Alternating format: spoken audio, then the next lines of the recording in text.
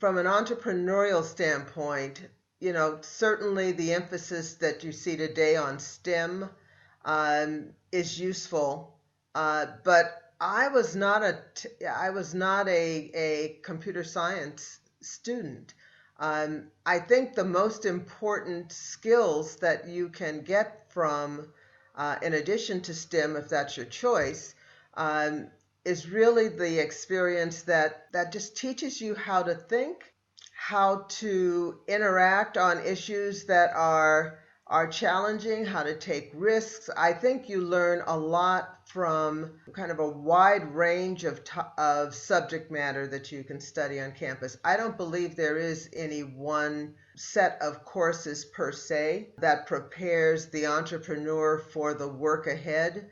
I do think once you have a good foundation, a good educational foundation, and if you have those skills, right, you enjoy being in a situation where there's a tremendous amount of uncertainty. You learn how to think out of the box when the answers aren't clear, and you get that from a range of classes, right? It's how you approach learning. And I think those are the skills that at the end of the day will probably be the most important skills you can develop. So I read that you used to be an executive at a billion-dollar company. So what's the path from UC Davis liberal arts to becoming an executive at a billion-dollar company? When I graduated, I had honestly no clear idea as to what exactly I was going to do. I knew I needed to go to work. My husband was still in law school, and I had the good fortune of landing a staff job at Stanford University as one of my early positions. Just, I need to work. I know that my college degree will open doors for me.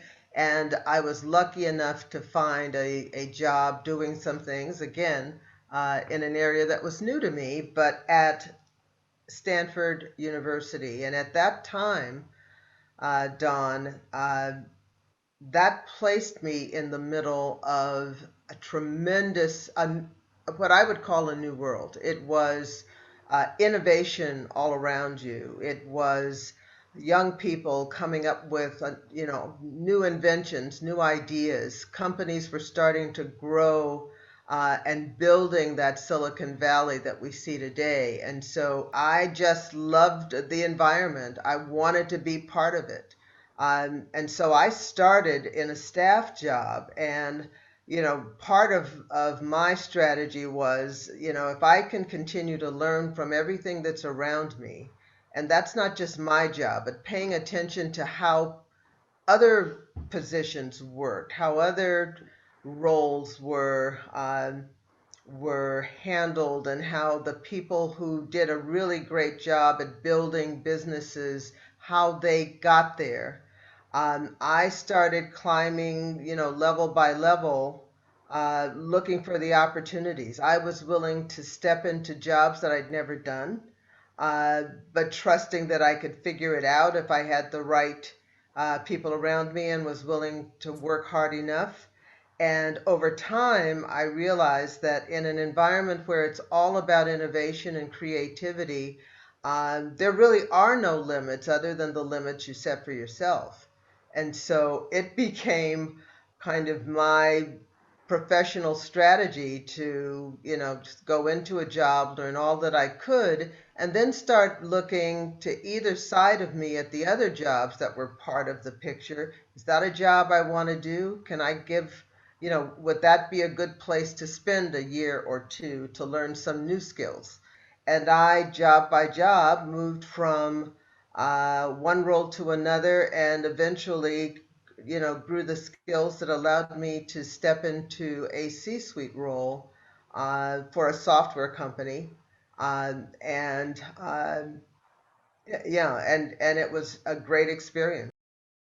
Can you tell us a little bit about your founding story of Bridgestream? Like, where did the idea come from? Sure. What made you actually commit to it? I'd spent a good part of my career at the point I started Bridgestream, kind of climbing that ladder I just described. And I was in the C-suite, still wanting to do more, I also found myself in an industry, quite honestly, that didn't really throw doors open for women at the time. It's better now, but women and for people of color. So, you know, that was part of the reason I wanted to do and be more. I wanted to break through some of those limitations that the industry had, intentionally or not, placed on a certain segment of the population. And I sat there and I had two roads. I felt like I had two choices I could make. I could stay in a C-suite role, probably go to bigger companies, and you can certainly find a bigger role and make more money. Uh, but that wasn't the thing that was driving me. It wasn't about, trying to get a bigger paycheck. I wanted to try to do what everyone in Silicon Valley who I uh, admired was doing. I wanted to create a business. I had a tremendous amount of understanding around software. I built that over the years I worked in the software industry, so I knew how software was built. Um, I knew the business problems it solved. I knew the business problems it wanted to solve but had not solved. Um, I also knew that we were at a point, and again, I wasn't an engineer, but I knew enough about the industry and how it evolved that there was a technology change that was about to change the landscape of enterprise software across the board. And while I was not a programmer, I understood how it would be applied to certain business problems. And I decided that I understood the business problem well enough and the technology and how it could make that change possible where 5 years prior it would not have been. And I decided I knew what I needed to know to create that business as much as anyone else could, right? And I was stubborn enough to want to make I want to do it for myself, but I also wanted to do it for the industry to say there is no reason that an African American slash woman uh, can't create a business if they understand it, if they know how it should be built and know the pieces they need to pull together. And I had to do it. It was the next thing I needed to do from a growth standpoint.